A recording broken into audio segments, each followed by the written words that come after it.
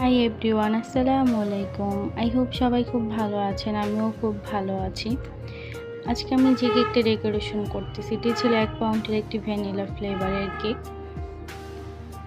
কেকটি আমি 7 ইঞ্চি মোল্ডে বেক করে নিয়েছি।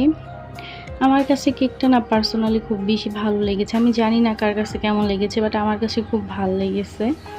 আর এখন অনেক আপুরাই জিজ্ঞেস করবেন ইনবক্স করে যে আপু ফ্লাওয়ারের জন্য কত নাম্বার নজেল ব্যবহার করেছো।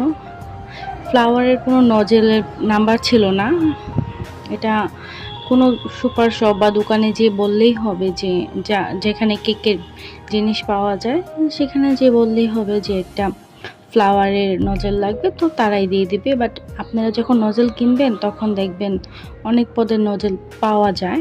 আমি বলবো একটু দেখে শুনে ভালোটা কিনলে ভালো হয়। আমি ফার্স্টে একটা নজেল কিনে ফ্লাওয়ার বানাইতে যাই, দেখি খুবই বাজে ফ্লাওয়ার হয়, সুন্দর হয় না। পর নেক্সট টাইম আমি এই নজেলটা কিনি, এই নজেলটা দিয়ে ফ্লাওয়ার খুব সুন্দর হয়।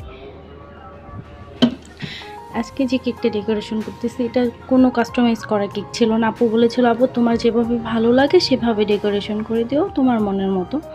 তো আমি আমার মনের মতন বেস্টটা দিয়ে ট্রাই করেছি। আমি বেকিং লাইফে আসি 4 মাস হবে কি না শিওর জানি না, বাট আস্তে আস্তে আলহামদুলিল্লাহ আল্লাহর রহমতে আমিও সুন্দর সুন্দর ডেকোরেশন করতে পারতেছি। আমি আগে ভাবতাম মানুষ যখন অনেক আপুরাই আছে নবাবগঞ্জের ভিতরে যে 3 বছর 4 বছর হয়ে গেছে কেক লাইফে, তো তাদের এত সুন্দর সুন্দর কেক দেখে আমি নিজে অবাক হতাম যে কিভাবে তারা বানায়, আমারটাও কি পসিবল কখনো কি হবে কি না।